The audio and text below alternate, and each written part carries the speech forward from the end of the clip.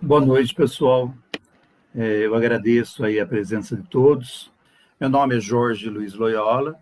Eu sou formado em Economia, Administração de Empresas, sou pedagogo, psicopedagogo e fiz outras faculdades e outros cursos de pós-graduação. Eu trabalhei 32 anos na Bosch e trabalhei 28 anos na Fundação Bradesco. Na Bosch trabalhava na área eu tinha uma unidade de negócios, então tinha os departamentos de compras, vendas, importação, exportação, planejamento de materiais, planejamento da produção.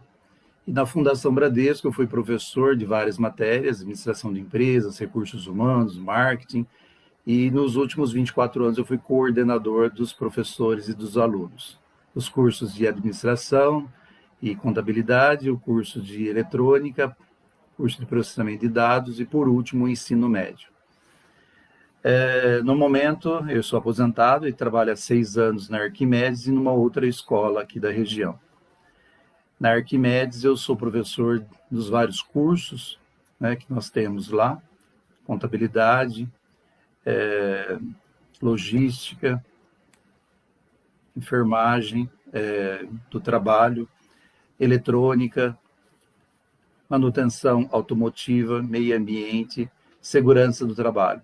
Lógico que em matérias, em disciplinas da minha formação. Hoje, nós vamos falar um pouquinho sobre o mercado de trabalho em tempos de pandemia e pós-pandemia, né, como vai ficar. Bem como a importância da elaboração de um bom currículo, e a importância também de vocês preencherem adequadamente o LinkedIn. E não sei se todo mundo conhece as ferramentas do LinkedIn, como você consegue buscar empregos, como os headhunters, não sei se alguém já ouviu essa expressão, mas quer dizer caçador de talentos, caçador de cabeças. E hoje muitas pessoas elas são encontradas através do LinkedIn. Então você é convidado a trabalhar na empresa, né? É consultado, logicamente, se quer participar do processo seletivo e pode chegar até a mudar de emprego em função de alguém ter te encontrado através do LinkedIn. Então, é muito interessante esse aspecto. Com essa pandemia, o que a gente pode dizer? O Covid ele mexeu muito com o mercado de trabalho, né? E ele provou que nós precisamos estar preparados para demandas inesperadas. Alguns setores, por um exemplo, da economia, viram um aumento repentino da demanda, principalmente os profissionais da área de saúde. Então, aquelas pessoas que cursam aí o técnico em enfermagem Arquimedes, muitos, né? Inclusive vocês devem ter visto na mídia, algumas faculdades que até anteciparam a formação, a graduação de algumas universidades que estavam no último ano de medicina, dada a demanda, o aumento repentino por profissionais da saúde. Não só médicos, como técnicos de enfermagem, enfermeiros, fonoaudiólogos, fisioterapeutas, ou seja, todo mundo da área aí de saúde. Também, aliado a essa área, o que nós vimos? Como nós estamos em casa, né, não deveríamos, né, sair por causa do isolamento social, a área de marketing, a área de logística, ela aumentou muito, né? Para vocês terem uma ideia, as compras online aumentaram aí mais de 30% nos primeiros meses. Agora já está um aumento acima de 60%. Por quê? As pessoas não poderiam mais sair de casa, né? Então, as compras online, então, logicamente, também os profissionais de TI, tecnologia da informação, foram muito demandados. Hoje, por um exemplo, que nem nós estamos falando através do Facebook. Na Arquimedes, nós estamos dando aula através do Zoom. Em outras escolas, através do Teams. Outras escolas, através do Hangouts. E assim, uma sucessão de aplicativos. As ações da Zoom, por exemplo, explodiu aí no mercado, né, de uma hora para outra. Por quê? Pela grande demanda. Porque as escolas, algumas já são com ensino remoto, ensino EAD, mas muitas escolas, elas estavam trabalhando presencialmente. E depois, de uma hora para outra, nós tivemos que mudar aí para aulas remotas. Então, foi uma mudança muito brusca, né? Inclusive, nós, brasileiros, temos uma certa resistência aos cursos ensino à distância. O ensino à distância, só para vocês terem uma ideia, ele data da época de Napoleão Bonaparte, ou seja, 100, 200 anos aí.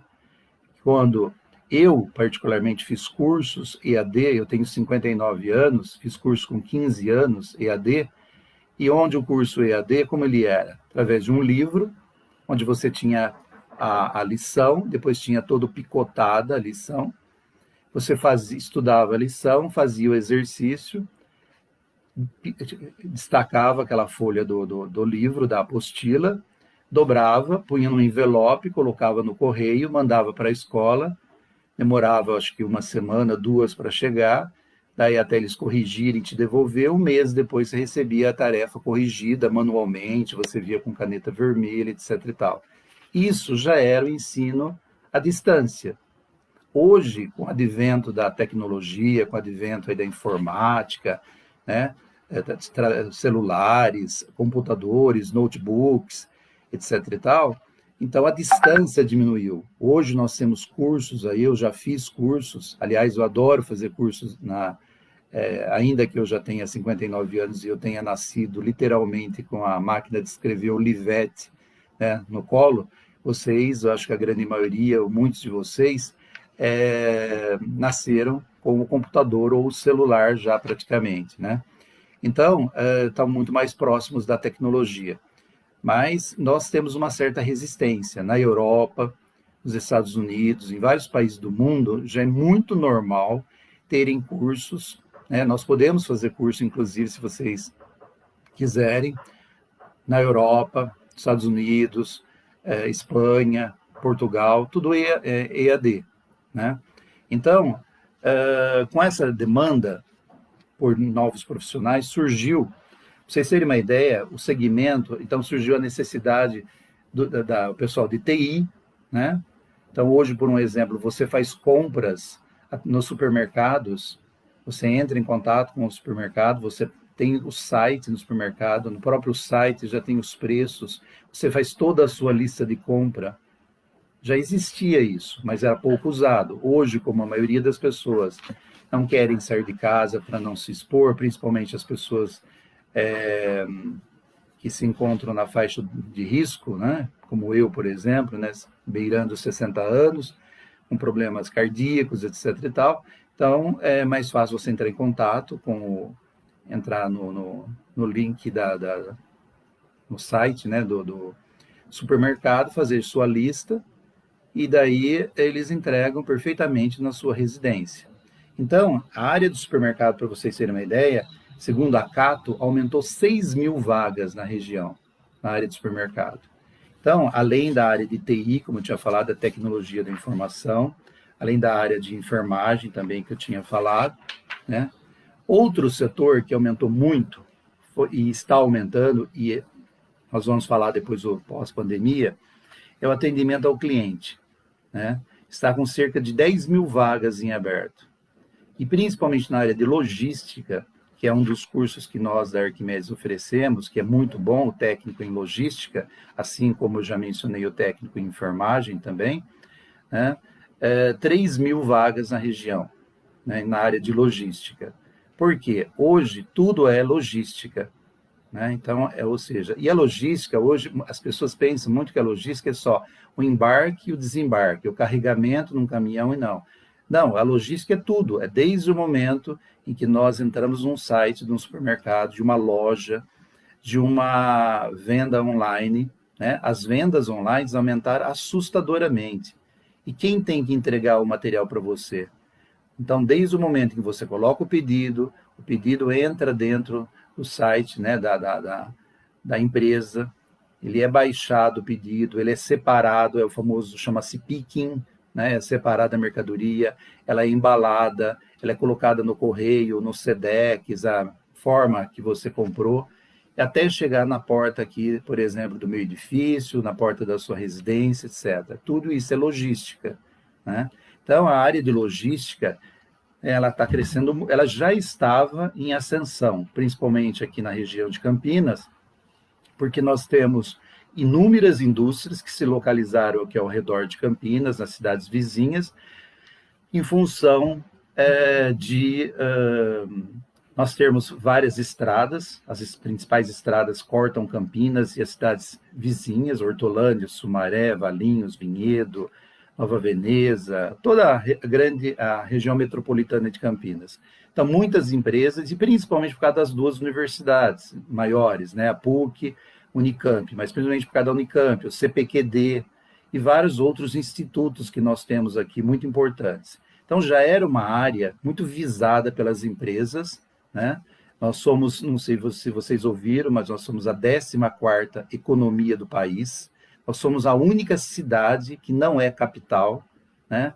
E que nós estamos entre as metrópoles. Campinas foi promovida a metrópole, ou seja, só tem 13 cidades que são metrópoles e nós somos a 14ª, em função e que nós somos 26 capitais, mas tem várias 13 capitais que estão atrás de Campinas. Então, o PIB, que é o Produto Interno Bruto, tudo que se produz aqui na cidade de Campinas, ela faz grande, ela junto, né, com essas outras 13 cidades, são as cidades mais ricas. Então, a Campinas é uma cidade muito rica. Eu sei que muita gente vai falar, mas tem muita favela, tem muita periferia, assim, tal. Claro que existe, como em toda parte do Brasil, como São Paulo, que é a maior cidade, que existe aí, infelizmente, a má distribuição de renda, as pessoas que ainda vivem na periferia, em regiões menos privilegiadas, etc. e tal. Mas Campinas, por ser uma cidade que tem boas faculdades, excelentes escolas técnicas, que é o que nós vamos também falar, né, da importância do ensino técnico, muita gente pensa aí de terminar o ensino médio e ir direto para a universidade. Eu, há 45 anos, quando eu tinha 15 anos, né, eu fiz o técnico em contabilidade, não foi na Arquimedes, porque já existia, tem 47 anos, ela já existia, mas foi numa outra escola, chamada Escola de Comércio da Vila Industrial, que hoje é o Colégio Renovatos, né? Mas antigamente era uma escola de contabilidade. Então, também eu fiz um técnico de contabilidade. Daí a importância que eu vejo até hoje, depois de 45 anos, a importância dos alunos de fazerem colégios técnicos. Não que o ensino médio não seja bom, ele é excelente, mas complementando, antes de você ir para a universidade, é muito interessante que, em paralelo, hoje você pode fazer o ensino técnico. Então, concomitante, a partir do segundo ano, não sei se todo mundo sabe, mas segundo ano do ensino médio, você pode já entrar num curso técnico, né? Na Arquimedes, por exemplo, nós temos alunos aí na faixa etária de 17 anos, 18, que estão cursando o ensino médio de manhã, por exemplo, e fazem o curso à noite, né? E, então, cursos, por um exemplo, nesse momento, que a gente, daí fica a dúvida, né? Como que a gente vai se preparar para uma explosão repentina num setor que talvez nenhum de nós trabalhemos ou gostaríamos de trabalhar? Fala-se, né, vários teóricos mencionam que todos nós, principalmente vocês, eu já tenho 60 anos, eu estou aposentado, mas já é uma terceira, quarta profissão que eu tenho, mas fala-se que hoje nós vamos ter, no mínimo, 3 profissões durante a vida. No mínimo, 3 profissões. E também, hoje eu estava ouvindo também uma live de uma pessoa da área de RH, e ele estava mencionando que a grande maioria das crianças que tem 5 anos, mais ou menos, então pode ser que alguns de vocês já tenham crianças aí na faixa de 5 anos de idade, nenhum deles trabalhará em uma área que já exista. Claro, medicina, odontologia, várias profissões vão continuar, enfermagem e tal, mas a grande maioria das crianças que tem na faixa de 5 anos de idade hoje, quando elas estiverem na época, né, de trabalhar com 18, daqui 15, por exemplo, 15 anos, provavelmente essas profissões surgirão ao longo desses próximos 15 anos. Então, daí vem a pergunta para nós, educadores. Como nós estamos ensinando, que tipo de conhecimento que nós estamos passando para essas crianças? Que tipo de criança, de profissional que nós vamos preparar para o mercado do futuro? É uma coisa para se pensar, né? Nosso departamento, nosso ministro lá da educação, que agora entrou, né, precisa pensar no futuro dessas crianças. Mas voltando aqui, então, nesse momento, pessoal, é imprescindível que a gente se capacite. Ou seja, a gente está em casa, hoje a internet tem Facebook, tem várias mídias, né?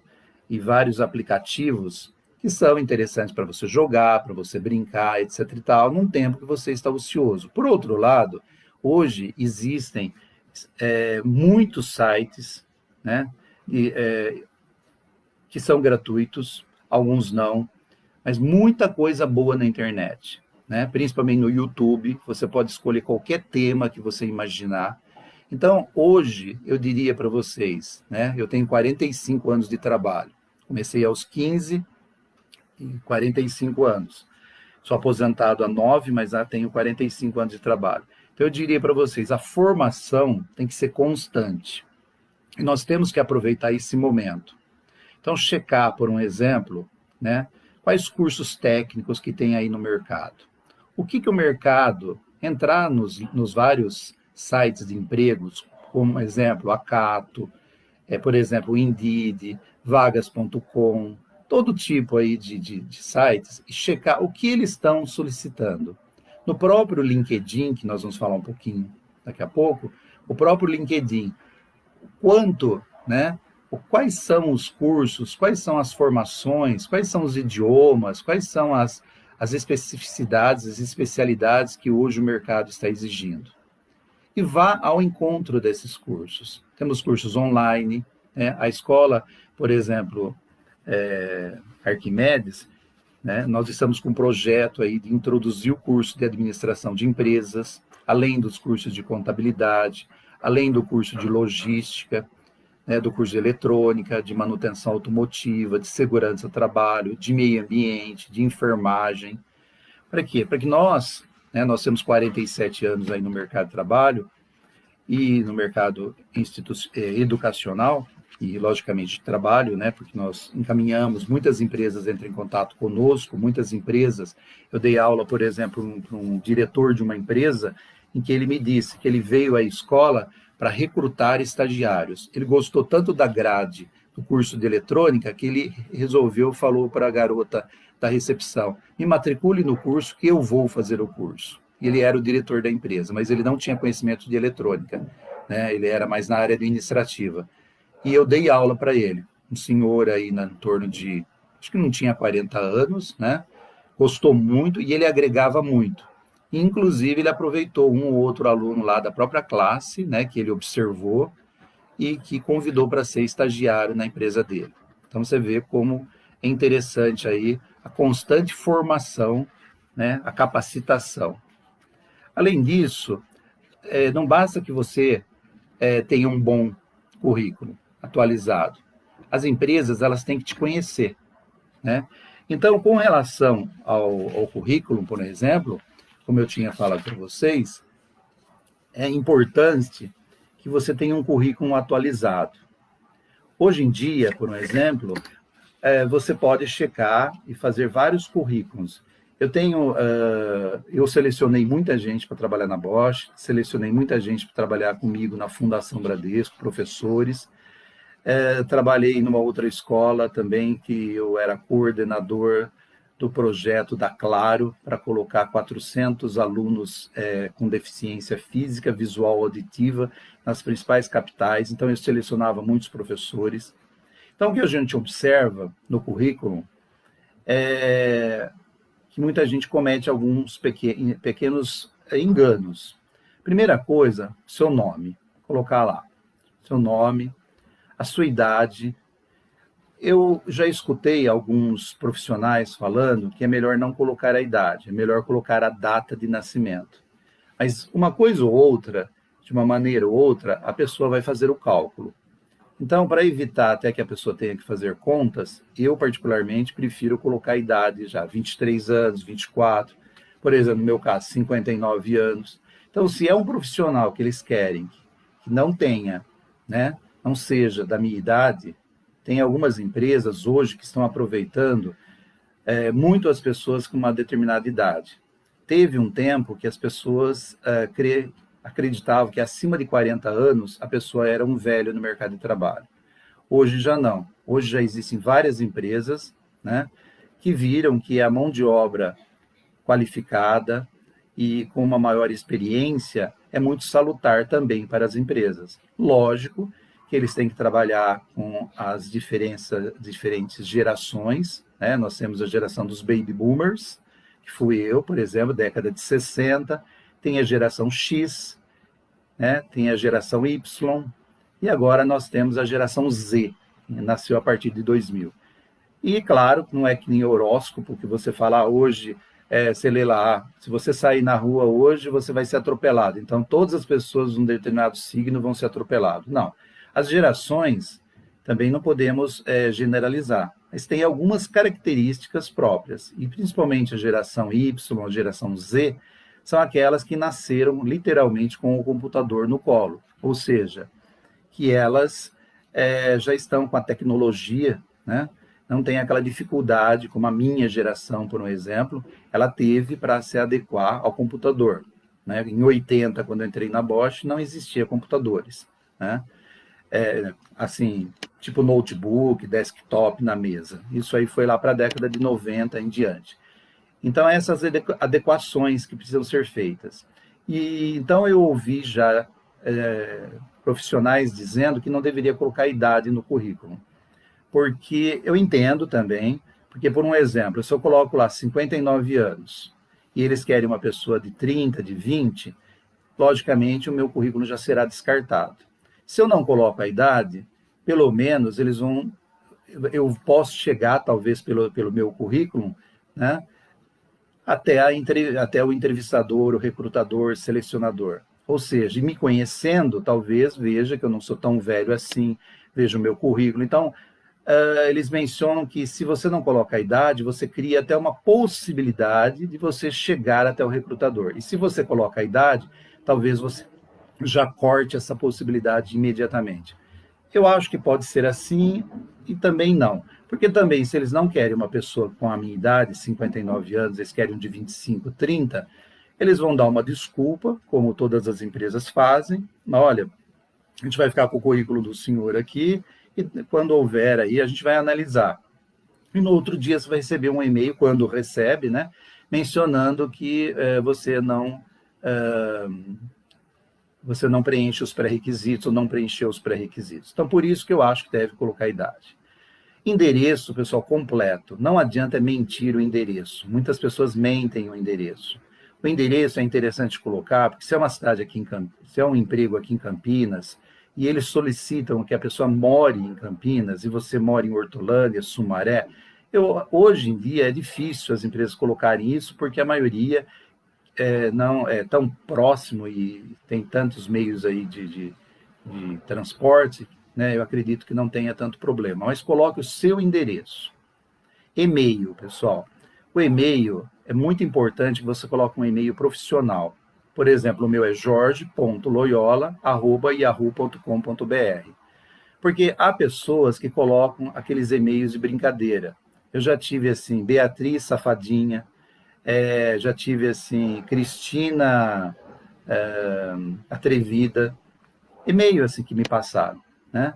E daí a hora que eu olhei o e-mail, eu falei assim, mas escuta, esse é seu e-mail? Ah, esse é meu e-mail, mas você mandaria um e-mail desse para uma empresa? Né? Que tipo de emprego você acha que você vai arrumar com esse tipo de e-mail? Então, até mesmo o e-mail, quando você vai construir, mas eu chamo José da Silva. Mesmo que chame José da Silva, coloque José da Silva, que nem eu nasci no ano de 1960. José da Silva, 1960. Alguém já pensou isso. Eu nasci 14 de setembro, então José da Silva 1409. Alguém também já nasceu 14 de setembro. Mas vai encontrar uma forma de você colocar, né, sem que você tenha que colocar apelidos, que você tem que colocar palavras, às vezes até de baixo calão, ou seja, palavrões. Eu já recebi currículos, ou já recebi e-mails, quando todo primeiro dia de aula meu, eu peço para os alunos passarem todos os e-mails deles. E quando eu leio o e-mail, daí eu chamo, às vezes, para não expor o aluno, e falo para ele, dá para você mudar esse e-mail? Não por mim, mas por você mesmo. Então, o e-mail. O LinkedIn, pessoal, nós vamos falar depois, mas o LinkedIn é importante também você hoje colocar o seu LinkedIn no seu currículo. E o telefone, celular ou residencial. Se por um acaso você não tem telefone celular, você não tem telefone residencial, coloque então ao lado o nome da pessoa com quem o recrutador, selecionador terá que falar. Porque eu já tive problemas de ligar e a pessoa falou, não conheço. Eu falei, não, mas as pessoas deixaram esse telefone. Não deixou. E também, quando você der o telefone de um vizinho, de um colega, avise, olha, eu fiz um currículo, eu não tenho celular, eu não tenho telefone fixo, então estou dando o seu telefone. Então, se alguém atender o telefone fixo ou o celular, não se esqueça que o meu nome é tal, etc e tal, né? Hoje é raro, porque a grande maioria das pessoas tem telefone celular, mas isso pode acontecer. Objetivos. Primeiro item que você tem que colocar no currículo são seus objetivos. Tem aquelas pessoas que colocam assim, qualquer vaga, em qualquer setor. Não, ninguém vai te pegar para colocar em qualquer vaga, em qualquer setor. Ou estou precisando muito. Nenhuma empresa vai te dar uma vaga porque você está precisando muito, né? Ela vai analisar exatamente se você é compatível àquela vaga que ela está oferecendo, né? Se você tem aqueles pré-requisitos para aquela vaga. Então, mencione a vaga, não coloque, por exemplo, setor de venda, setor de compra, setor de almoxarifado, setor de enfermagem, setor tal. Ou seja, eu estou aceitando qualquer coisa. Não. O seu currículo, você tem que fazer um currículo e deixá-lo salvo no seu computador, e você tem que adequá-lo de acordo com a vaga em que você vai mandar o seu currículo. Não que você vai mentir, vai acrescentar, vai subtrair informações, mas adequar, por exemplo, com relação aos objetivos, por exemplo. Né? Se você já trabalhou no setor de vendas, de repente aparece uma vaga no setor de marketing, mas você também entende um pouco de marketing, se você trabalhou na enfermagem, se você trabalhou de segurança do trabalho, dependendo da área onde você trabalhou, adeque, né, o seu currículo, pelo menos os objetivos, àquela vaga, né? A formação acadêmica, começando sempre pela última. Por exemplo, eu terminei a faculdade, eu terminei o ensino técnico, sempre pelo último que você fez, né? E se você fez o ensino técnico, se você fez o ensino médio, coloque ensino médio e o ensino técnico, porque tem pessoas que às vezes estão ainda cursando o técnico e ainda cursando o ensino médio. Então é importante colocar os dois. O ensino básico, a educação fundamental, onde você fez o pré, onde você fez o antigo primeiro grau, antigo segundo, e do quinto ao nono ano. Se você já está no colégio, você, logicamente, já fez isso. Então, você não precisa mencionar.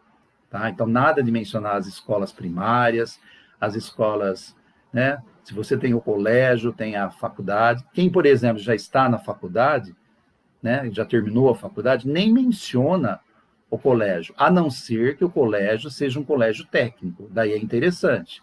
Então, o meu eu menciono, é técnico de contabilidade. E depois eu fiz economia, depois eu fiz administração de empresas, gestão de negócios, logística empresarial, e aí sucessivamente. Então, é interessante, né, você mencionar que você teve um técnico, e o técnico hoje é muito valorizado, né? Outra coisa que normalmente, você nunca vai receber essa orientação, talvez, de alguém da área de RH. Mas é muito interessante, e eu tenho desenvolvido isso aí na Arquimedes, e a gente tem dado resultado. Eu desenvolvo muitos pequenos projetos com os alunos, projeto de logística, vários projetos de marketing, vários projetos. Então, eu criei um item a mais, depois da formação acadêmica, chamado Projetos Educacionais Desenvolvidos. E uma pequena menção de 3, 4 linhas sobre cada projeto que eles desenvolveram. Então, por exemplo, gestão de recursos humanos e recrutamento e seleção. Eles aprenderam a fazer todo um processo de recrutamento e seleção. Então, em poucas palavras, escrever esse projeto que ele fez. Gestão de recursos humanos e treinamento, também um pequeno, ou seja, são pequenos projetos dentro de cada módulo ou dentro de cada disciplina que você possa ter feito, quer seja na Arquimedes ou outra escola, que muitas vezes as pessoas não têm experiência profissional para colocar no currículo, né? Principalmente a faixa etária que a gente atende, de adolescentes, aí 17, 18 até 30, 40, eu tenho aluno até de 50 e poucos anos. Mas aqueles mais jovens nunca trabalharam. Então, eu comecei a fazer isso. E teve um garoto, de logística, inclusive, né, que eu fiz isso. E quando eles estavam analisando o currículo dele, chamaram mais a atenção dos projetos que ele tinha feito. Ele tinha feito a implantação de um armazém, que a gente estudou como se implanta um armazém logístico, como que fazia um departamento de compras, etc. E daí foi chamado, e o recrutador e selecionador foi direto nos projetos educacionais e começaram a questioná-lo. E daí ele entrou na empresa. Hoje ele está até trabalhando, há pouco tempo, não sei o atual agora, porque já faz 4 meses que a gente está em pandemia, e daí eu não perguntei para ele se ele ainda está no mesmo emprego, ainda que eu esteja dando aula para ele. Mas ele entrou e ele estava assessorando o dono da empresa, né? Era uma empresa de pisos e ele estava assessorando. Então, esses cursos, esses pequenos projetinhos que vocês fazem nas várias disciplinas, não um trabalhinho, mas um projeto que tenha começo, meio e fim, né? Os nossos projetos, teve projetos que eles entregaram com 50 páginas, quase que um TCC, né? Não era um TCC, mas era um projeto. Então, um projeto bem elaborado, porque, lógico, que se você colocar e depois, na hora da entrevista, eles te questionarem, por exemplo, sobre o projeto, então me explica, foi isso que fizeram com esse garoto, me explica, então, como que você montou esse armazém de logística. E o menino começou a explicar, ele falou assim, olha, não é que você entende tudo de logística mesmo? Ele falou, quando você quer começar? Então, foi uma grata surpresa para nós da Escola Arquimedes, né? Um orgulho, inclusive. Experiências profissionais. As experiências profissionais, da mesma forma, você tem que colocar, essa formação acadêmica seria só com relação à formação acadêmica oficial, vamos dizer assim, o colégio, a faculdade, a pós-graduação, um mestrado, um doutorado, né? Porque no final tem aqui um outro espaço para outros cursos ou cursos extras. Daí, experiência profissional, colocar o nome da empresa, sempre colocar o nome do cargo, sempre colocar a data que você entrou e a data que você saiu, ou sempre colocar em ordem cronológica, de baixo para cima. Ou seja, você colocar sempre a atual e depois colocar os mais antigos. Por exemplo, eu que tenho 45 anos de experiência, 45 anos aí de trabalho, quando eu tinha 15 anos, eu trabalhei numa empresa pequena, uma concessionária da Volkswagen. O meu cargo era auxiliar de balconista, tinha 15 anos, era perto da rodoviária Nova. Então, hoje, depois de 45 anos, o que isso vai agregar no meu currículo? Então, não que eu tenha vergonha de dizer, inclusive quando eu comento com os alunos, falo, não se sinta chateado, porque eu comecei como auxiliar de balconista, né? Então, mas eu não menciono mais, porque isso não agregaria, né, nada praticamente para a função de professor, qualquer que seja, ou em uma empresa que eu fosse trabalhar, né? Mas sempre colocando o seu último emprego e colocando também a data que você está e até a atual, ou se você saiu. E se você fez algum trabalho, no momento, eu acabei de corrigir um currículo de uma aluna da outra escola, que ela está fazendo doces e bolos para fora 2 anos, porque ela não consegue uma recolocação. E daí ela não mencionou isso no currículo, porque ela acha ou acreditou que isso iria diminuir o currículo dela, etc. e tal. Eu falei, é melhor, pode colocar, não necessariamente você pode até falar na hora durante a entrevista, mas não tem problema nenhum você mencionar autônoma no ramo de doces e salgados. Colocar a data que você começou até o atual, né? Pelo menos a pessoa que vai te entrevistar não vai demonstrar que você está 2 anos sem fazer nada. Você, pelo menos, foi atrás de outras atividades. assim como pode ser trabalhar na área de construção civil, qualquer área, vendas autônomas, qualquer outra área, né? E colocar também as atividades. Outra coisa que não se coloca, às vezes, auxiliar de marketing, por exemplo. Então, atualização do site, todas as publicações em mídias sociais, elaboração das artes, das imagens utilizadas, criação de folhetos e folders, cadastro de clientes, arquivo, etc. e tal. Então, ou seja, colocar aqui todas as atividades. Claro, não precisa colocar, pegue as principais, aquelas que dão maior ênfase, né, ao cargo. Depois, você pode colocar também aqui em relação aos idiomas. Se você não fala inglês, se você não fala espanhol, não fala japonês, não coloque. Não adianta colocar básico, né? Então, por exemplo, até a língua portuguesa. A língua portuguesa é extremamente importante falar corretamente durante uma entrevista, né? Por quê? Vão observar como você se expressa, né? Eu tenho alunos que é um tal de falar parça, meu, cara, e outras palavras assim, que você se acostuma tanto a falar entre os colegas, porque existem vários tipos de linguagem. Você pode ter a linguagem formal e a informal. No seio da família, no seio dos amigos, nos vários locais, você pode falar da maneira que você julgar, né? Não tem nenhum problema. Mas quando você está diante de um entrevistador, né, tente pelo menos não falar palavrões, né, não colocar gírias, palavras, né, inadequadas, etc. e tal. Se vocês têm inglês, pode colocar. Espanhol, pode colocar. Lógico que eles vão poder chegar no meio da entrevista, por exemplo, e soltar né, brincar com você. Talk me about you. Fale-me sobre você. Ou, hable um pouquinho sobre você, né? E daí você fica, my name is, etc e tal. Tem empresas como a IBM, por exemplo, que ela testa o seu inglês por telefone, né? Ela manda um teste, você faz, a maioria das empresas hoje em dia estão fazendo assim, elas mandam online um teste, você faz, e depois, se você foi bem, você passa. Só que não pense que é aquele teste que alguém sentou do seu lado, sua mãe, seu pai, sua namorada, um professor de inglês, te ajudou. Porque na hora vai ter a entrevista individual, durante 10, 15, meia hora, falando em inglês, ou até outros testes presenciais. Então, não se engane de tentar ludibriar.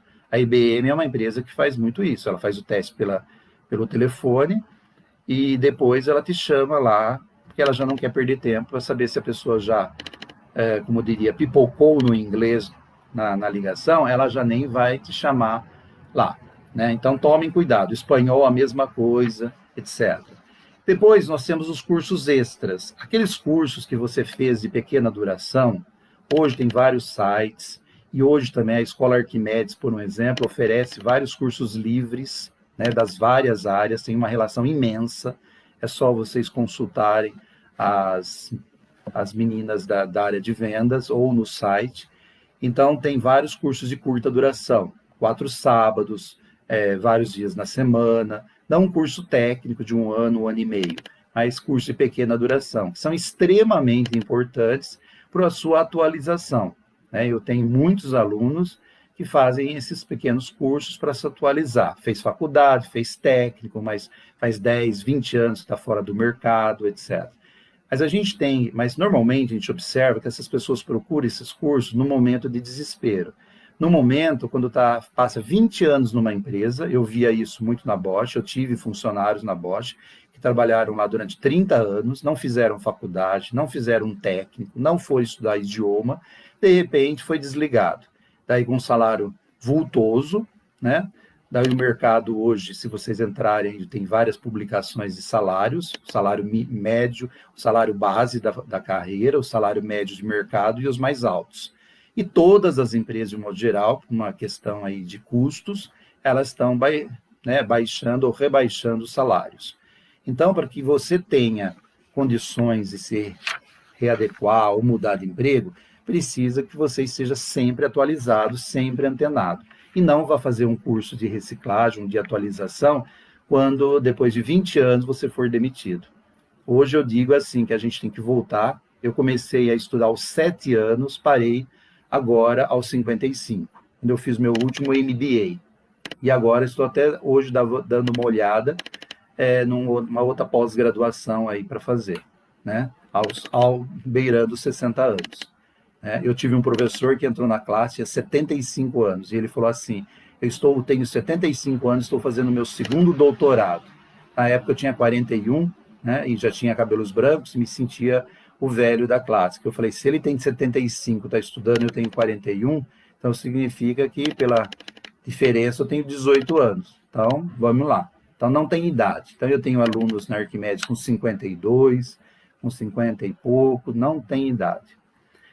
Outra coisa que eu vi que apareceu rapidamente aqui do lado, trabalhos informática. É importante que você, inclusive, preocupado com isso, não sei se vocês já viram no site aí da Escola Arquimedes, a escola está oferecendo o curso praticamente total aí do pacote Office, Word, Excel, PowerPoint, e do Connect, tal, vários aplicativos, justamente porque hoje é imprescindível qualquer pessoa, quer seja da área de enfermagem, quer seja da área de administração, de logística, contabilidade, todas as áreas, né? A área de meio ambiente, segurança do trabalho para fazer os relatórios, todas as áreas, sem exceção, precisam saber usar o Word. Tem pessoas que não sabem, que chegam aí na escola e não sabem usar o Word. Precisa usar a planilha Excel. Hoje, inclusive, já tem até um sistema mais avançado do que o Excel, né? Que é o Power BI, né? Business Intelligence, que tem cursos aí também, que já é uma ferramenta mais atualizada aí, que oferece para fazer gráficos e planilhas e muita coisa na área da empresa. Então, ou seja, o PowerPoint também para fazer aí, hoje em dia as reuniões são praticamente, todas as reuniões são feitas com PowerPoint, né? Os relatórios, os resultados, tudo que é feito dentro das empresas, né? Os KPIs, que são as chaves, né? Os KPI, quer dizer Key Performance Indicator, né? São os indicadores de performance da empresa, também são feitos através de gráficos. Esses gráficos que a gente vê, por exemplo, ou vê publicado, ou vê na televisão, do coronavírus. Então, a elaboração daqueles gráficos é extremamente importante, saber. Muitas pessoas não sabem nem fazer o gráfico, e pior do que isso, às vezes, é não saber interpretar o gráfico. Então, nós temos estatística, uma das matérias aí do curso, né, dos cursos, que justamente aprende a fazer os gráficos, etc. Então, é muito importante isso. Eu vi que alguém colocou, e eu iria colocar também, voluntariado, pessoal, né? Voltado à responsabilidade social. Hoje, cada vez mais, nós precisamos de pessoas que tenham resiliência, pessoas que tenham paciência. São os famosos hard skills e os soft skills. O que seriam os hard skills? Seriam as nossas competências e nossas habilidades. Então, os hard skills seria a sua formação técnica, né? Seus conhecimentos, suas habilidades. E o que seriam os seus soft skills? Seria aqueles conhecimentos, não são conhecimentos, mas são itens que faz parte da sua personalidade. O quanto você é resiliente, o quanto você como que é o seu QE, o seu quociente emocional. Hoje se fala muito do QI, que é o quociente de inteligência, que são os seus conhecimentos adquiridos nos colégios, faculdades, cursos técnicos, e nós temos o QE, que é o quociente emocional. O quanto você você consegue controlar a sua emoção dentro do mercado de trabalho. Uma das perguntas que fazem muito no recrutamento e seleção, se você é resistente à pressão. Hoje em dia, em todos os setores, há pressão. Há pressão no professor, há pressão no médico, no advogado, no técnico em eletrônica, no técnico de contabilidade, no técnico de enfermagem, ou seja, todas as áreas. Não há uma única área que não tenha pressão. Há um vendedor, etc. Eu já tive um aluno que vendia toalhas numa loja aí, que eu esqueci o nome agora. E ele falou para mim que o faturamento dele era 80 mil reais mensal, né? 80 mil reais mensal vendendo toalha de banho, toalha. e ele falou que era muito difícil vender toalha. Principalmente por quê?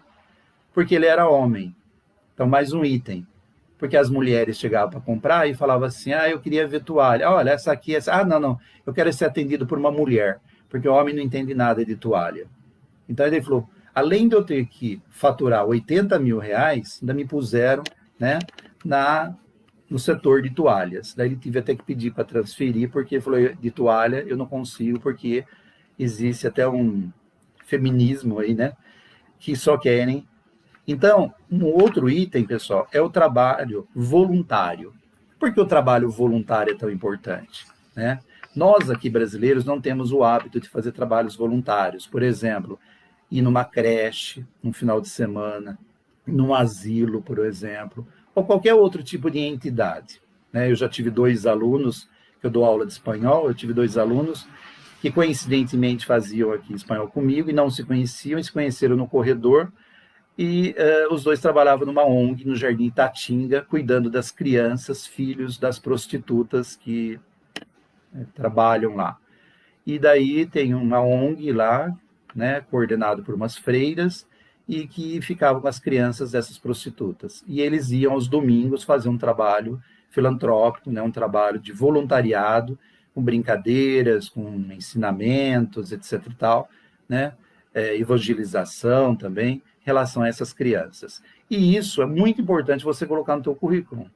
Por quê? Se você é aquela pessoa que se dispõe 1, 2, quantas horas forem por semana para ajudar o próximo, isso mostra o quanto você é resiliente, paciente, o quanto você é solidário, quanto você é empático, ou seja, sabe se colocar no lugar do outro, e uma série de outras características da personalidade, né? Então, isso é extremamente importante. Não que amanhã todo mundo aqui vai sair correndo e vai querer fazer trabalho social. Mas essa responsabilidade social, até pelo meio, você não precisa, de repente, numa ONG, mas uma responsabilidade social, responsabilidade socioambiental. Hoje tem várias pessoas fazendo hortas em terrenos baldios ao lado da sua casa, tem pessoas plantando em praças públicas. Isso você vê muito em outros países. Eu fui para a China, por um exemplo, a China não tem um terreno que não esteja plantado. No Japão, em São Paulo, agora recentemente apareceu uma reportagem que numa praça lá, que vários moradores estavam fazendo uma horta comunitária, né? Então, hoje, as escolas, eu trabalhei numa escola que no fundo da escola tinha uma horta comunitária. Todos os legumes, todos os vegetais que eram colhidos da horta iam para a merenda escolar. E os próprios alunos que plantavam e colhiam, dentro da disciplina de, chamava-se educação... Nossa, me fugiu agora. Educação alguma coisa. Me fugiu. Então, eu não sei se deu... eu estou vendo várias perguntas entrando. Quais informações... Nas experiências profissionais, por exemplo. Né, o Leonardo aí perguntou quais informações colocar nas experiências profissionais. Competências, responsabilidades, descrição do cargo. No início, quando você fizer o resumo seu, você pode colocar um resumo geral do que você é, né? Sou o Leonardo, tenho 20 anos, estudo logística, trabalho na área de logística. Você faz um breve resumo dos seus conhecimentos gerais, no resumo. Depois, quando você for mencionar as várias, e coloca suas competências também, né? Pode colocar por parágrafo, uns 2, 3 parágrafos, não precisa fazer um resumo enorme, mas que dê ideia. O resumo, na verdade, ele é como um trailer, né?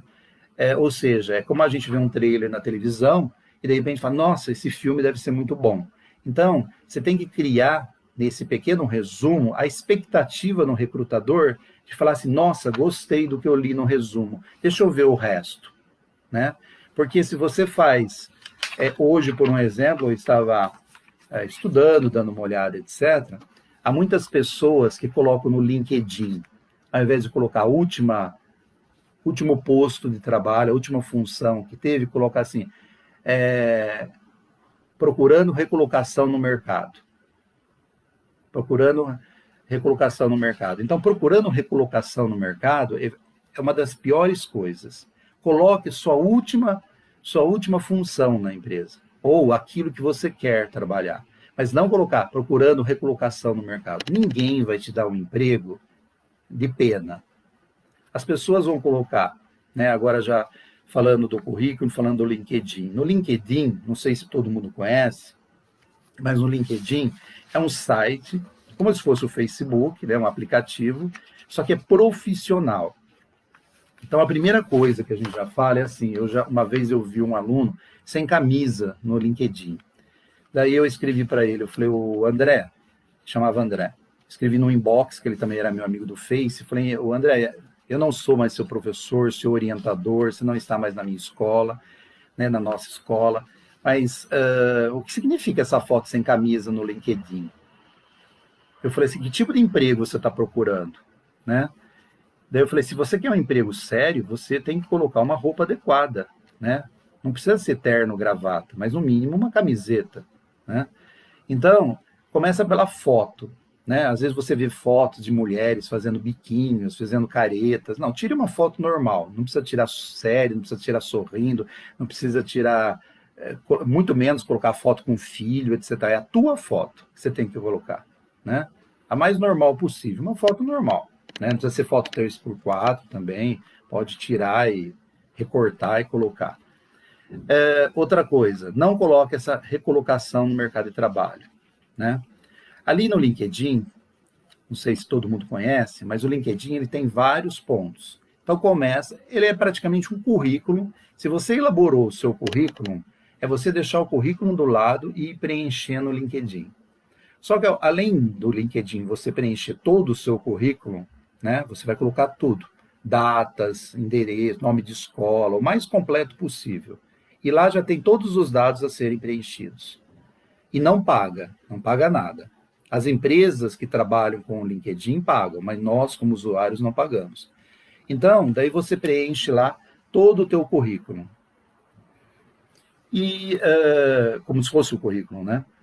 E o interessante lá é que tem uma parte das competências e habilidades que você pode colocar e outras pessoas podem também, o interessante é que outras pessoas podem avalizar, né, aquelas competências se realmente você tem. Então você entra no LinkedIn, pode pedir para alguém, né, e alguém vai lá e começa a colocar, ok, isso você tem mesmo, isso você tem, ou seja, quanto mais pessoas colocarem, mais o seu currículo, porque você coloca lá o seu LinkedIn no seu currículo.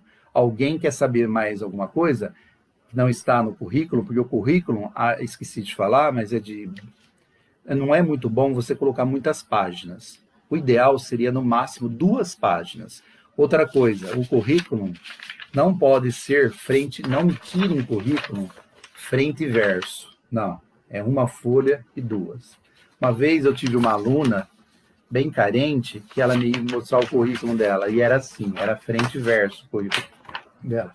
E daí eu questionei, mas por quê? Ela falou, professor, é que o Xerox custa caro e eu tenho que tirar, então eu não consigo tirar uma folha cada um. Daí eu falei para ela, falei, só tem um porém, né? Eu falei, muitas empresas vão achar estranho você tirar frente e verso, né? Então, claro que eu entendo a sua situação econômica financeira, mas é problemático. Também, pessoal, não pode ser um currículo com 10 páginas. Normalmente, um recrutador, ele destina 10 segundos para olhar o teu currículo. Eu já recrutei pessoas, eletronicamente falando, onde a pessoa coloca o currículo num site e ele entra para a gente. A grande maioria desses sites que tem para você preencher os dados, não enviar o currículo anexo, mas você preenche os dados, pois ele tem uma formatação similar, então você só vai olhando o currículo e já vai, descarta, separa, não sei o quê. Então eu tinha 100 currículos para tirar um professor. Então tinha que ser rapidamente. Então a primeira coisa que eu olhava, né, a formação. Eu queria que tivesse formado em administração, economia, era nessa área. Porque quando você coloca uma vaga, vai aparecer gente de tudo quanto é área. Biologia, querendo trabalhar como secretária, vai ter... Se não tiver nenhum problema, ok.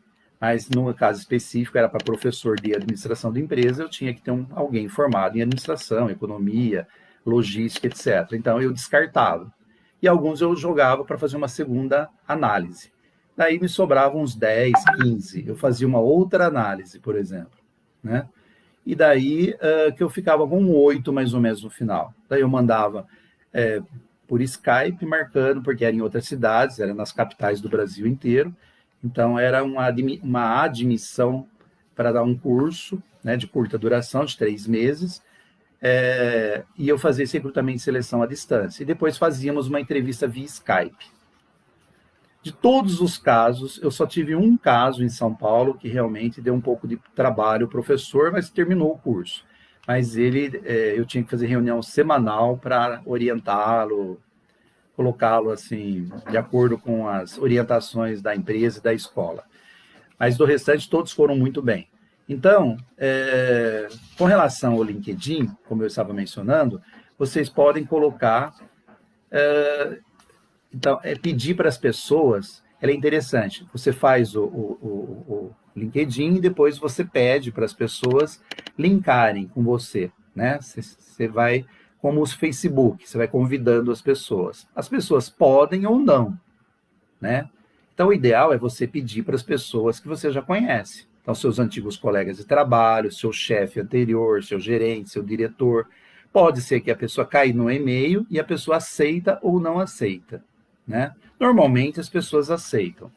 O que pode acontecer é o seguinte, tem um espaço lá no LinkedIn que é muito interessante, que são as referências, ou seja, você pode pedir para as pessoas elas te darem uma referência, ou seja, elas entram e elas escrevem uma notificação sobre você. Lógico que ninguém vai escrever alguma coisa que vá denegrir a sua imagem, né? Então, sempre vão escrever coisas boas. Mas não espere que todas as pessoas escrevam. Quando eu saí da Bosch, saí da Fundação Bradesco, me aposentei dos dois em 2012, eu fiz o LinkedIn e pedi para muitas pessoas. Então, eu tenho ali desde um office boy, né, desde um estagiário, falando de mim, muitos e muitos alunos, e tenho até diretores da Bosch falando sobre mim. Então, é interessante você ter todo tipo de comentário. Aquele que era um office boy, que era uma pessoa subordinada a você, um funcionário subordinado a você, um colega do mesmo nível que o seu, né? E pessoas superiores a você, porque cada um enxerga você de uma maneira, né?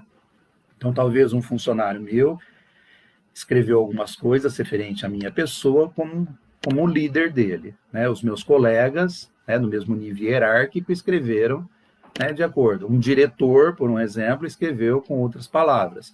Mas é interessante porque, e alunos de outra maneira. Então é interessante você ter vários tipos de comentários e, lógico, você não é obrigado a escrever. Você pode até receber e falar, você pode me recomendar? E você esquece. Eu mandei para muita gente que provavelmente, que nem me lembro, e não deve ter me recomendado. Eu devo ter umas 80, não lembro, né, quantas recomendações eu tenho. E também dei em torno de umas 80 também já. Mas é uma ótima maneira de você ter recomendações. Uma outra coisa, no LinkedIn, você pode procurar empregos. Lá no LinkedIn você pode colocar assim, enfermagem, enfermeiro. Claro que você tem que brincar com as palavras. Não adianta você colocar técnico em enfermagem. Pode ser que não apareça, ou pode ser que sim. Técnico em logística, técnico em eletrônica. Às vezes você pode colocar eletrônica, jogar palavras, né? E de acordo. E o interessante também, quanto mais você coloca, você mais atualiza seus dados acadêmicos e profissionais no LinkedIn. Os headhunters, como eu falei, os caçadores de cabeça, que são pessoas que ficam procurando profissionais através do LinkedIn para convidar para outra empresa. Por um exemplo, vamos imaginar, uma IBM precisa de um analista de sistemas. E daí ela coloca essa vaga numa agência de emprego com um headhunter. Esse headhunter vai entrar e vai colocar ele, normalmente são pagos, porque eles têm acesso a outros itens, e coloca lá, vou querer um analista de sistemas. E daí vai aparecer várias pessoas, né? Eu tenho conhecidos, até mesmo da minha família, pessoas que conseguiram empregos através do LinkedIn. Ou seja, não indo procurar, mas sendo convidado, né, as duas formas, mas uma forma que alguém, de repente, telefonou, tem um espaço lá no LinkedIn, né, que você pode deixar seu telefone, etc e tal, e a pessoa entra em contato. Só essas empresas de recrutamento e seleção que têm acesso, nem todos têm acesso, e eles entram em contato com você, perguntando se você simplesmente, de repente você pode falar, não, eu estou bem onde eu estou, não quero, obrigado, agradeço aí né, terem me encontrado no LinkedIn. Ou, de repente, você não está nem pensando em mudar de emprego e alguém te convida. E você vai questionar, mas quem é a empresa, qual é o salário, etc. Pode passar por uma entrevista via Skype, né? E, de repente, você ser contratado. Então, eu conheço várias pessoas, né, que foram contratadas dessa forma. Como também você pode entrar ali e procurar por empresa. Eu quero, meu sonho é trabalhar na IBM, meu sonho é trabalhar no Bradesco, meu sonho é trabalhar no Itaú, meu sonho é trabalhar em qualquer que seja o local. Coloca, e você fica ali procurando pela empresa. Você pode procurar pelo cargo que você esteja procurando na sua área, você pode procurar pela empresa. E também, o próprio LinkedIn, isso acontece muito comigo, que como eu fiz 3 faculdades e 7 pós-graduações, acontece muito comigo isso, de o LinkedIn fazer uma varredura dos cargos que estão disponíveis no LinkedIn, né, as empresas oferecendo, e a formação que a pessoa possui. E eles checam esses dados e você recebe um e-mail,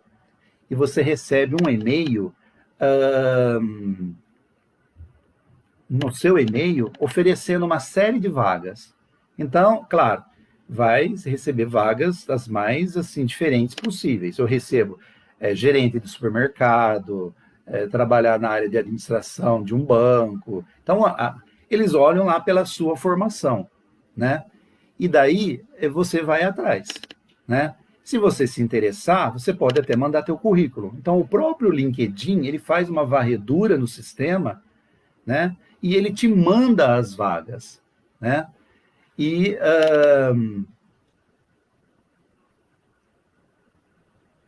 isso, a Silene está colocando assim, no LinkedIn é possível solicitar para um contato que ele faça a descrição de uma recomendação para você, e você também pode entrar no perfil do seu amigo e fazer uma descrição de recomendação voluntariamente. Sim, você pode fazer as duas coisas. Você pode voluntariamente entrar em qualquer pessoa que você queira, né? Como já aconteceu comigo várias vezes, eu nem pedi, a pessoa voluntariamente foi lá e fez. E às vezes, por uma questão de cavalheirismo, você entra também. Por outro lado, é complicado. Eu já tive um caso, não vou citar nomes, nem cargo, nem empresa, mas uma pessoa que eu trabalhei numa determinada empresa e que a pessoa foi demitida por assédio moral. E a pessoa pediu para que eu a recomendasse. E eu via como ela trabalhava na empresa e vi como ela foi demitida, vi como ela tratava os funcionários dela, etc. e tal. Então, infelizmente, eu não podia ser hipócrita e chegar lá e tecer vários elogios ao trabalho dela, tendo esse histórico. Então, eu fingi de morto. Então, pode ser que, em relação a mim, muita gente também, né? Porque a gente sempre se considera um bom trabalhador, um bom funcionário, um bom líder. E pode ser que alguém não nos ache. Então, a pessoa não tem essa obrigatoriedade, né, de escrever sobre a gente, né? E mais uma coisinha que eu queria colocar para vocês, pessoal, é com relação, né, à pós-pandemia, né? O mercado, pessoal, não vai ser mais o mesmo. Hoje, muita gente está trabalhando em home office. Não sei quantos de vocês estão. Eu trabalho em 2 escolas, né, na Arquimedes e numa outra escola, e nas 2 a gente está dando aula online, como vocês estão tendo aqui, né? A gente não fala online, cada escola fala, eu não falo EAD, nós falamos plantão de dúvidas, outra escola fala ensino remoto, ou pelo meio remoto, mas à distância. Isso, pessoal, provavelmente, tanto o trabalho também que a gente faz, né, eu nunca peguei 32 anos de Bosch, nunca trabalhei pelo sistema remoto, mas eu tenho meus 2 filhos, trabalho em 2 grandes empresas, multinacionais, e eles trabalham pelo sistema remoto, como muitos de vocês devem estar trabalhando também dessa maneira. Isso, pessoal, veio para ficar. Não pensem vocês, então por isso que muita gente, não tanto em termos de escolas, não estou dizendo da Arquimedes, não estou dizendo de nenhuma escola, mas eu tenho quase que certeza que a grande maioria das empresas, pelo tudo que eu tenho lido, pelo que eu tenho conversado, a grande maioria das empresas, elas não voltarão mais, nunca mais será da mesma forma. Muitas empresas observaram que muitos trabalhos podem ser feitos em casa. Tem vários itens, vantagens e desvantagens. Tem várias vantagens que são os custos, até mesmo para o funcionário. Ele pode estar de bermuda, ele pode estar de camisetão, bermuda, chinela, sandália havaiana, trabalhando em casa. E trabalhando por projetos, trabalhando à distância, né? Hoje tem 1000 formas. E outra coisa também, muito se fala, eu li também recentemente, estão criando alguns dispositivos para ter no computador, assim, para o chefe ver se o funcionário está mesmo sentado ou não, né, trabalhando. Eu acredito, assim, que empresas de cabeça aberta, elas têm que confiar no seu profissional. Então, cada um sabe o que tem que ser feito, né, a quantidade de tarefas, de projetos, etc. e tal. Então, não tem que ficar fiscalizando. Deixa eu ver se agora é 12:01, ele saiu para almoçar ou não sei o quê. Tá? Eu acho que tem que ter essa liberdade. Mas isso vai de cada empresa. Mas o que eu queria dizer, assim, que nós vamos ter no futuro o sistema híbrido. Né? Provavelmente vai ser o sistema híbrido. Ou seja, a metade em casa, a metade online. Né? Ou seja, vai ser à distância, vai ser virtual, né? Home office. Eu acredito que os alunos também, muitos têm até preferido. Muitos não gostam, muitos até desistem de cursos, né? Porque não querem aula. Mas a aula online, pessoal, por outro lado, ela faz com que você tenha mais disciplina, você tenha o seu autodesenvolvimento, é você que tem que se autodesenvolver. Se for ver, não precisa de um professor, você precisa de alguém, né, que te dê um direcionamento. Né? Por que nós brasileiros precisamos muito desse negócio de professor, tá ali na frente? Mas quantas vezes você vê o aluno na sua frente e ele não está nem prestando atenção? Ele está olhando no celular, ele está pensando numa situação familiar, na namorada, sei lá, qualquer outra situação. E ele está ali corpo fisicamente, mas não está presente, né? Então isso não quer dizer nada.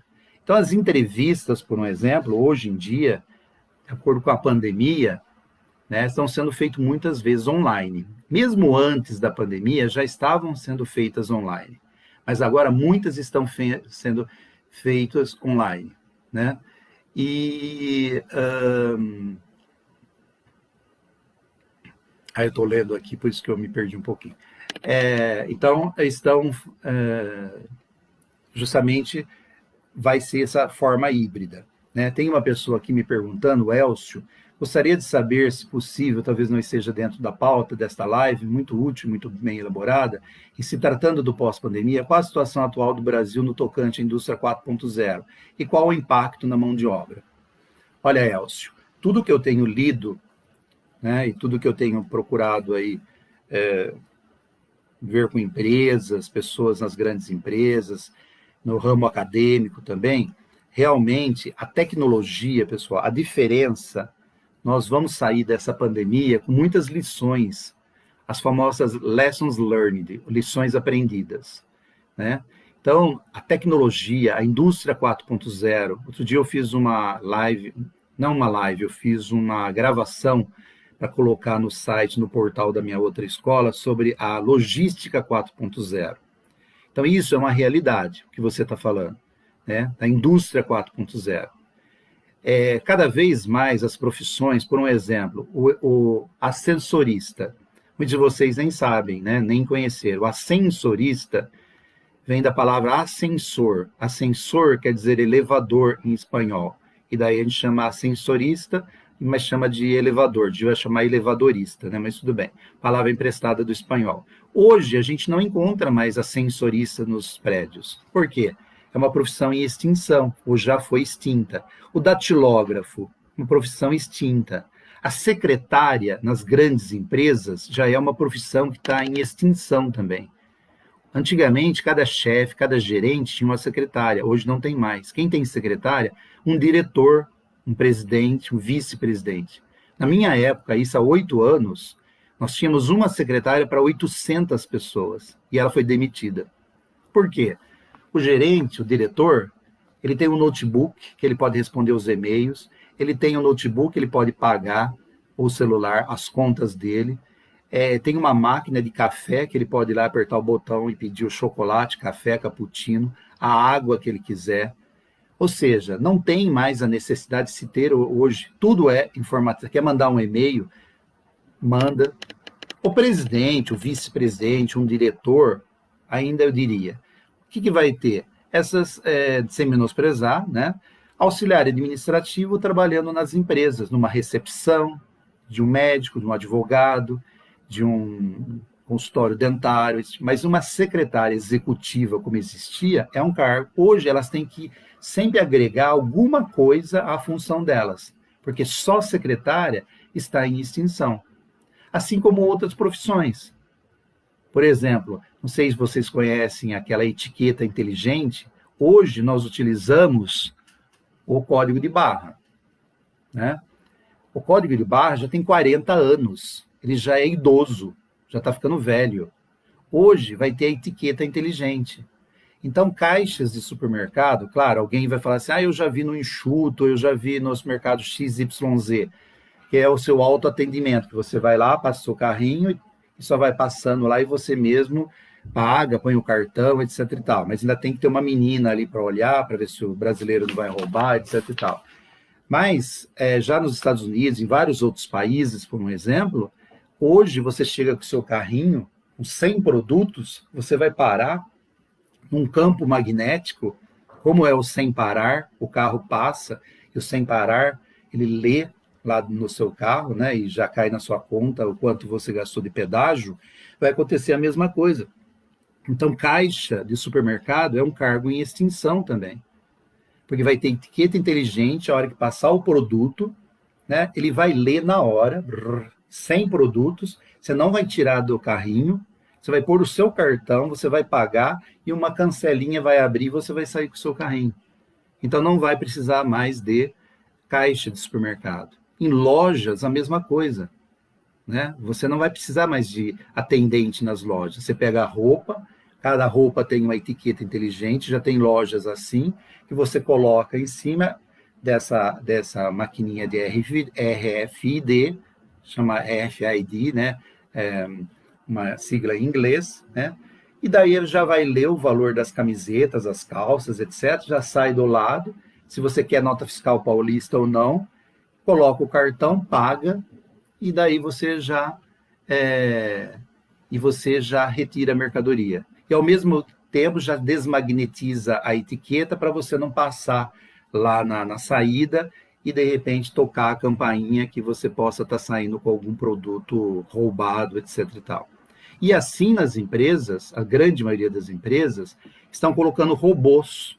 Para vocês terem uma ideia, no Japão, eles estão com tanta falta de mão de obra que eles estão colocando robôs na produção, não tanto para robotizar, né, para as empresas, também, óbvio, né, mas principalmente porque não tem mão de obra. Então, hoje, né, porque a taxa de natalidade lá é tão baixa, então eu sempre comento com os meus alunos, muitos alunos na faixa de 20, 30 anos, eles falam assim, mas professor, agora nós vamos aposentar com 65 anos, né? Se o senhor fala que o senhor tem 59 e já não consegue mais emprego em empresas, é que eu nunca mais tentei. Na verdade, eu não quero voltar mais para empresas, só em escolas. Ele falou assim, mas então a gente também não vai ter emprego. A nossa taxa de natalidade está em torno de 1,7. Vocês vão falar assim, mas os estados do Nordeste têm bastante crianças. Tudo bem, mas pela média do Brasil está em torno de 1,7. Acredita-se que em 2050 não tenha jovens para trabalhar com carteira assinada para poder pagar o INSS das pessoas que serão aposentadas. Por quê? Porque hoje muitos dos jovens como vocês, né, não sei qual é o tipo de pessoas essas 40 pessoas agora, já teve mais de 50, 60, mas tem 40 agora, a faixa etária, mas muitos estão optando por não casar, por não ter filhos, se ter filhos, somente ter um filho. As minhas avós, eu sempre faço essa comparação com os meus alunos, teve 14, teve 10, então na média elas tiveram 12. Minha mãe teve 4, eu tive 2, minha irmã 2, meu irmão 1. Somando os 4, os 2, 4, 6 nossos vindo por 4, dá 1,5. A minha família já está abaixo da média nacional, que é 1,7. Né? Então, cada vez mais está diminuindo. Então, haverá necessidade de ter pessoas mais experientes, não vou dizer mais velhas, mais experientes trabalhando. Como no Japão, tem pessoas com 60, 70 anos trabalhando. Porque também, com a medicina, essa alavancada da medicina, hoje a geração de vocês vai viver facilmente 90, 100 anos. Hoje você já viu um monte de gente morrendo, agora com a pandemia, infelizmente, né? Mas muita gente chegando aos 90, aos 100 anos. Então a geração de vocês, mas chegando com qualidade de vida, e não como muitos estão chegando, mas muito adoentados, etc. e tal, né? Então, na verdade, assim, não é que vai ter emprego, mas vai ter trabalho. Pode ser que não sejam mais os trabalhos com carteira assinada, etc. Tal. Muitos de nós teremos que ser especialistas naquilo que nós fazemos. Então, eu sou professor, eu dou aula de espanhol e dou aula de alemão. Então, eu hoje já estou trabalhando como um autônomo, né? Então, muitos de nós, talvez não tenhamos que ficar esperando pela previdência privada, né, e pagando lá a previdência para receber aquela merreca que não o público, mas o privado recebe. Trabalha durante 35 anos, como eu trabalhei, e um valor, a sexta parte do que eu ganhava, eu recebo. Então, conclusão, se você não faz aplicações, por isso que uma das coisas mais importantes hoje nas escolas, ter a matéria de finanças pessoais, ou seja, que nós aprendamos, que as crianças aprendam desde a mais tenra idade, ou seja, 6, 7, 8, 10 anos, né, a aprender a economizar, a aprender a comprar estritamente aquilo que é necessário. Deixemos de ser esses consumistas que nós somos, de um modo geral. Pode ser que você não seja, eu não seja, mas de um modo geral, nós somos consumistas. Bastou abrir aí a pandemia e todo mundo no centro da cidade, comprando não sei o quê, né? E daí, então, tudo isso, né? Então, com relação à mudança, né, que o Elcio comentou aí, com certeza. Então, hoje, a área tecnológica, pessoal, tudo que for tecnológico, né? O negócio é você ir para essa, tudo vai ser tecnológico. As cirurgias, por exemplo, o pessoal que é da enfermagem, o pessoal que é da eletrônica, as cirurgias serão à distância, provavelmente feita por robôs, né? O médico vai estar a quilômetros de distância fazendo uma cirurgia.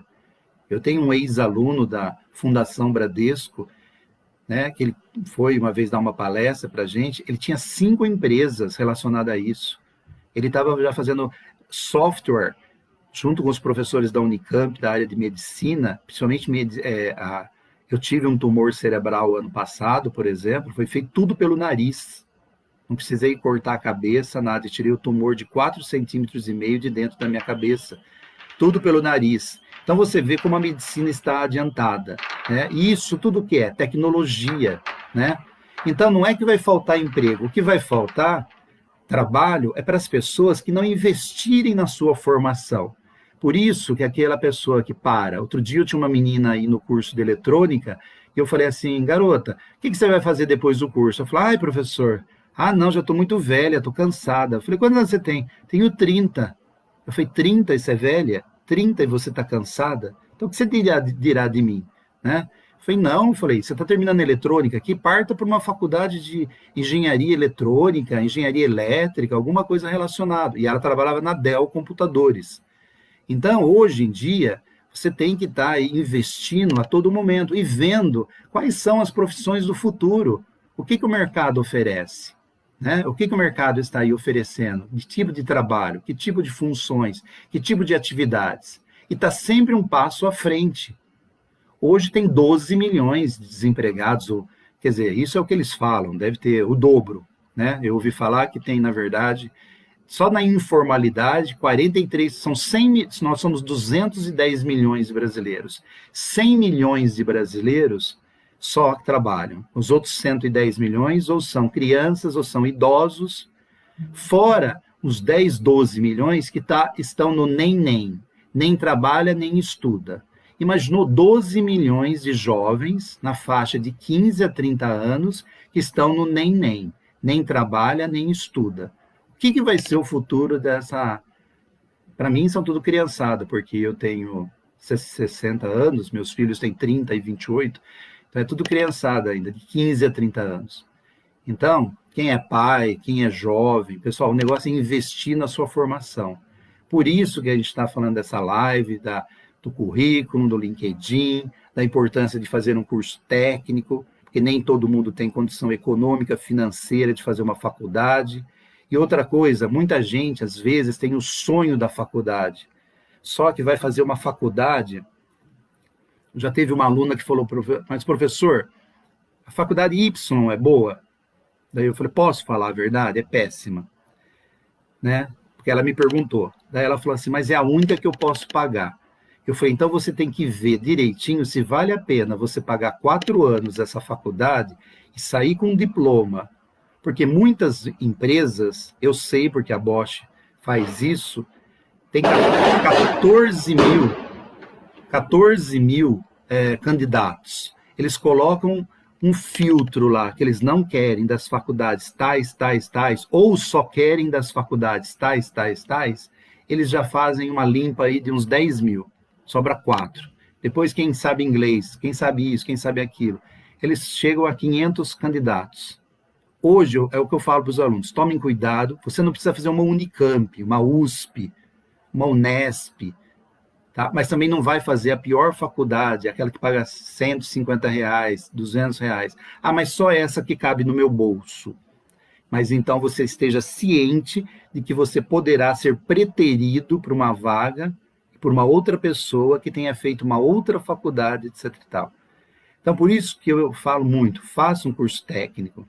No curso técnico, você vai ver muitas disciplinas, você vai ver aquilo que você gosta, que você não gosta. Eu tenho aluno, ex-aluno, que entrou já 2, 3 vezes na faculdade, saiu e não gostou de nada. Sabe por quê? Ah, eu vou tentar isso, não gostei. Vou tentar aquilo, não gostei. Então, faça um técnico, né? Mas eu espero aí que vocês tenham gostado. Se alguém não conhece a Escola Arquimedes, sugeriria conhecer. É uma ótima escola, está há 47 anos no mercado aí. E estamos aí, a professora Selma, a professora Célia, né? As proprietárias e diretoras da escola, assim como os coordenadores, professores, etc.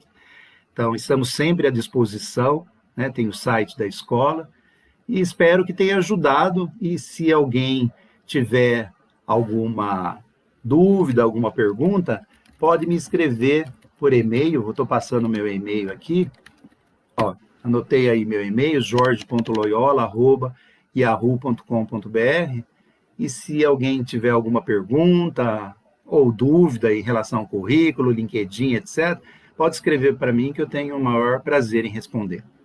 Ok? Então, boa noite a todos e eu agradeço aí os comentários, né? Muitos aí colocaram que gostaram da live, né? Mas eu agradeço muito, então. Tá? É sempre um prazer poder dividir aí um pouquinho do conhecimento que a gente possui. Ok? Ok, vou tentar fazer outras, falar com a direção da escola. Muito obrigado, uma boa noite e que Deus cuide de nós nessa pandemia. Tudo de bom.